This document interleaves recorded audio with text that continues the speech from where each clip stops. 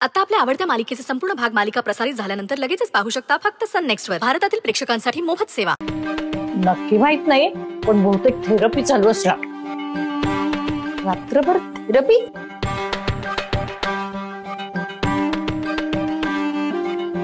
आता तो एवढ्या लवकर बरा झाला म्हणजे 24 तास थेरपी चालू असणार ना.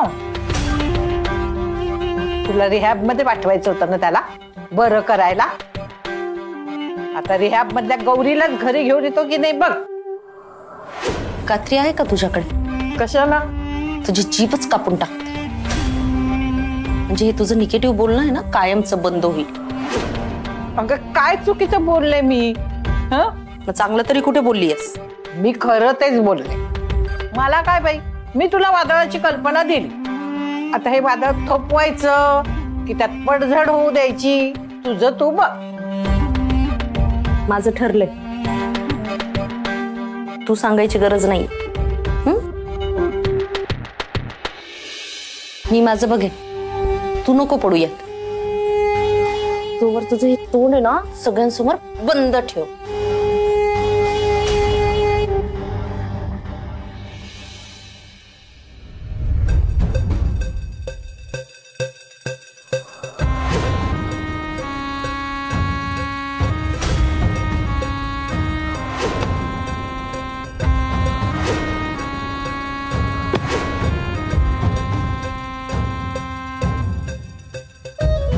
बाबो, एवढा मोठा बंगला, मोठी मालदार पार्टी दिसतीये. तरीच असे रिकामे धंदे सुचतात यांना. आज ना दाखवते त्यांना चंद्रिकाचा इंगा. हो हो, कोण आहे तुम्ही?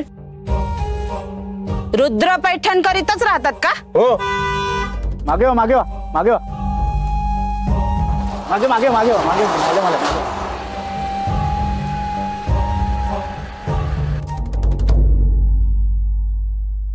कोण आहे? कोण नाही, रुद्र सरांना भेटायला आली आहे. ए, रुद्र सर नाही आहेत घरी, चल निघ. ए, तू कोण आहे सांगणारा? ते घरी नाहीयेत हे मला माहितीये. ते आमच्या आश्रमात आहेत. सोक्ष मोक्ष लावल्याशिवाय मी जाणार नाही. त्या गौरीने तिथं डोक्याला ताप करून ठेवलाय, वरनं लोक गोळा करत बसलीये. मी हे खपून घेणार नाही. मला घरच्यांना भेटू द्या त्यांच्या. नाही नाही मॅडम, नाही भेटू शकत त्यांना. आश्रमावर ही नसती लफडी मी चालून घेणार नाही. जाऊ द्या मला. नाही. गाडी बाजूला.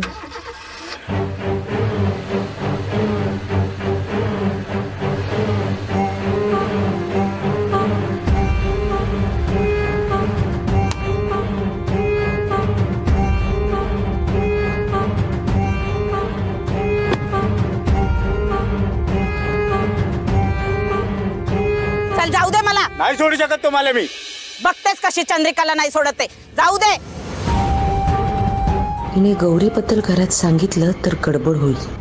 ती जिवंत आहे हे सगळ्यांनाच कळेल. नाही नाही, गौरी जिवंत आहे हे घरात कळता कामा नये.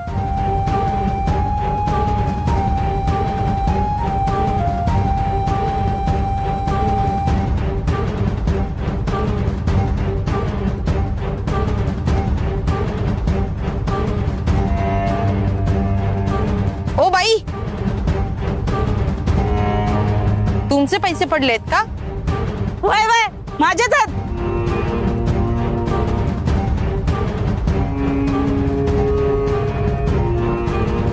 माझेच पडले होते.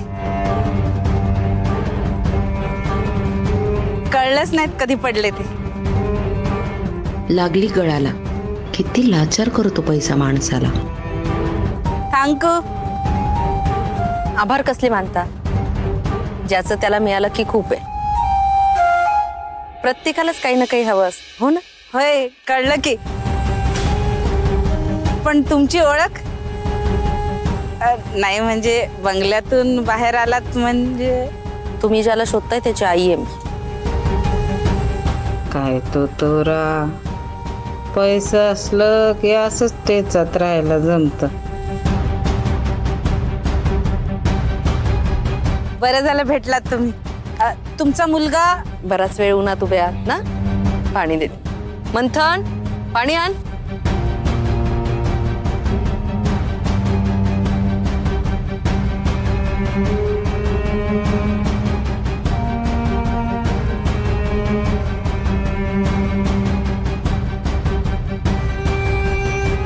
काय म्हणत होता तुम्ही? बोला. काय तुमच्या पोराला राहायला जागा नाहीये का इथं? का गिळायला नाहीये काही? नाही, एवढा मोठा महल आहे ना हो. जेवण खावण पण चांगलं मिळत असेल ना इथं. तरी कशाला आमच्या अनाथाश्रमात तळ ठोकून बसतो? हा इतका श्रीमंत असून गरीबाच्या ताटातलं का खातो? हा, किती नुकसान होतंय. अहो मी म्हणून सांभाळते, पण किती करायचं एकटीने? सांगा ना तुम्ही, किती करायचं एकटीने? आधीच त्या मायलेकींचा ताप झालाय डोक्याला. त्यांना थकलून लावणार होते, पण हा टपकला. तुम्ही सांगा तुमच्या पोराला आश्रमापासून लांब राहायचं, आणि त्याच्यामुळे जे नुकसान झालंय ना त्याची भरपाई.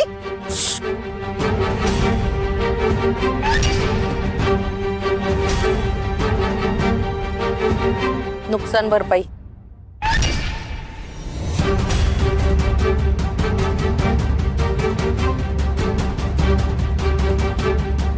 पैसे मागायच्या आत पैसे हातात. वा चंद्रे वा. पैसे नकोत मला. राहू द्या, गरज लागली तर आणखी देईन.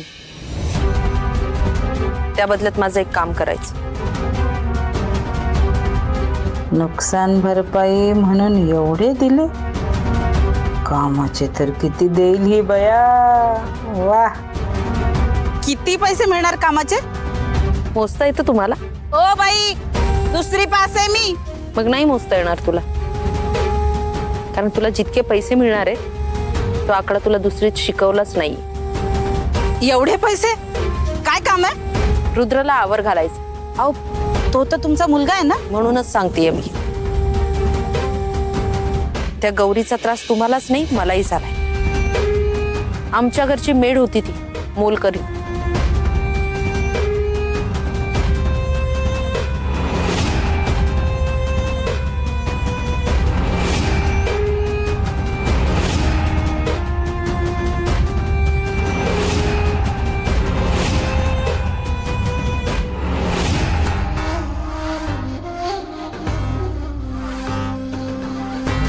या बया, असा सगळा कुटाणा हाय वय.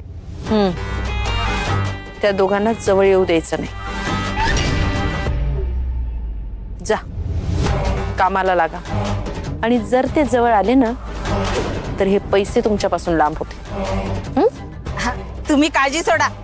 तुम्ही फक्त माझी झोळी भरायचं काम करा, बाकी सगळं मी बघते.